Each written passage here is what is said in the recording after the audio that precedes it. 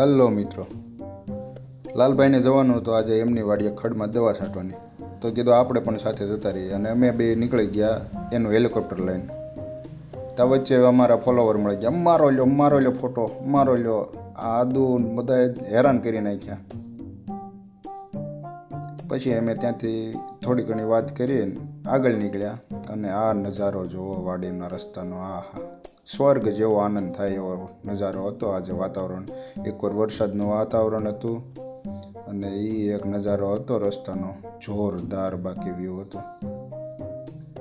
દવા છાંટવા જતા પણ નક્કી નથી, આ વરસાદનો માહોલ છે એટલે દવા છાંટવા દે, પણ તોય વાડી આવ્યા.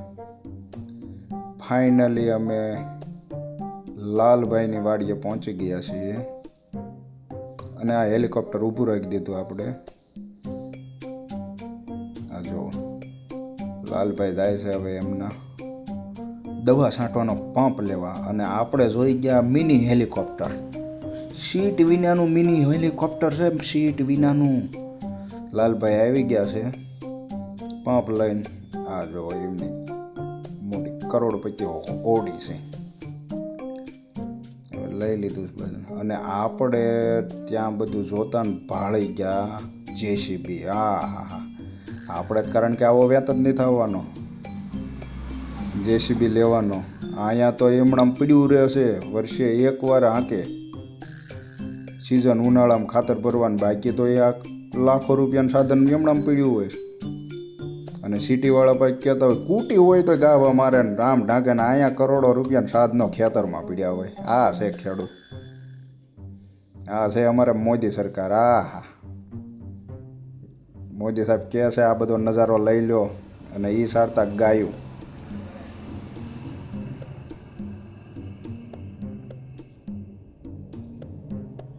મોદી સાહેબને અલગ જ જલસા છે. આ જો વૃક્ષો ને વાડીનું વાતાવરણ જ કંઈક અલગ હોય. લાલભાઈ વિચાર કરે છે દવા છાંટવી કે નહીં, કારણ કે વરસાદ પડ્યો છે. દવા છાંટવીને વરસાદ આવે તો કાંઈ ફાયદો તો છે નહીં. વિચાર કરે છે. આ જો આ કરોડોની સંપત્તિ છે. આ ગાયું જે છે ને એ કરોડોની સંપત્તિ છે. અને આપણે ના ગયા એટલે તરત બધા સામું જ જોઈ રહ્યા હતા. આ કયું આવ્યું અમારી વિશે નવું પાછું, ક્યારેય જોયું નહીં ને આજ પાછું આવ્યું એટલે આ બધા અમારી સામું જ જોતા હતા. છે ને ભાઈ, બબ્બે હલર ને ટ્રેક્ટર ને સનેડા ને બધું આ ઈમણામાં જ પડ્યું હોય. સિટીવાળા કોઈને ન હોય ગાભો મારો ને ઢાંકવું ને હમણાં આમ થઈ જાય ને આમ થઈ જાય. આ ખેડૂ છે. લાલભાઈ ઉબડ્યા. ખડ દવા તો સટાણી નથી, વરસાદ જેવું છે એટલે. એ ઢોરને નીણ બીણ નાખી મજા કરવી કે ઘડીક. આપણે આવી ગયા હતા મોદી સાહેબ પાસે. મોદી સાહેબ કહેતા કે આપણે ઇન્સ્ટામાં આમ જો પૈસા હવે આવવા મળશે, બ્રોડકાસ્ટના પૈસા આવવા મળશે. બ્લુ ટીક આવી ગઈ છે.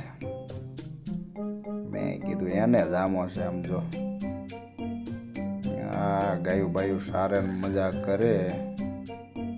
એને નથી ખબર હું વિડીયો ઉતારું છું, એને ખબર પડે એટલે ભાઈ શરમાઈ ગયા. એક દીદી ખેતરમાં આમથી આમ આટા મારતી.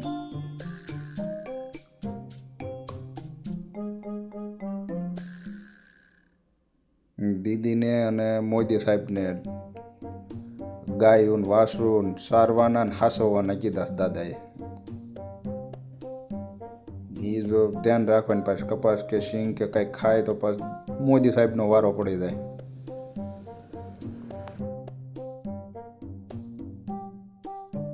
લાલભાઈ ગાયુંને સારો નાખીને આવી ગયા છે. હવે વાસરુને આમથી આમ કર્યું ને કે હવે આપણે નીકળવી છે. દવા છટાવવાની નથી કારણ કે વાદળ જામ્યા છે, વરસાદ આવશે જ તે, એટલે દવા છાંટવાની નથી. વાતાવરણ જો ફરતા પવન સકાન વચ્ચે વાડી. આમ જો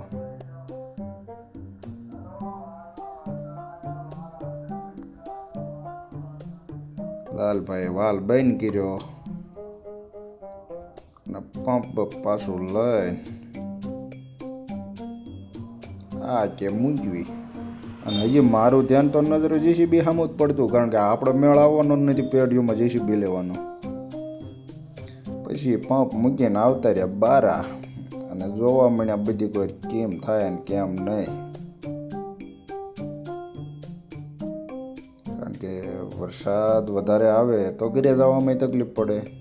એટલે કે આપણે જો મારા તો આ ધ્યાન જેસીબીમાં જ છે કે અહીંયા લાખોનું મશીન એમણામ પડ્યું રહે.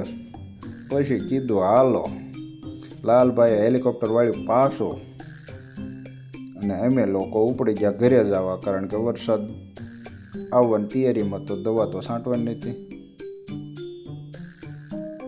એટલે બાકાજી કે બોલાવતા ઘરે આવ્યા, અને જ્યાં ઘરે પહોંચ્યા હતા વરસાદે બાકાજી કે બોલાવ્યા. સારું દવાનો છાંટે લાલભાઈ કે, નહીંતર આ બધું ધોવાઈ જાત, બીજો છંટકાવ કરવો પડે ને એક પંપના 500 રૂપિયા થાય.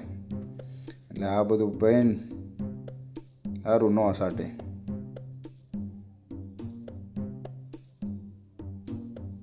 આ વરસાદે બાટે બોલાવી અને પછી આપણે આપણી રીતે શાંતિ બેસી ગયા. તો ચાલો મિત્રો, આવા નવા વ્લોગ જોવા માટે મારી ચેનલને ફોલો કરી લો અને સબસ્ક્રાઈબ કરી લો. તો મળશું નેક્સ્ટ વિડીયોમાં.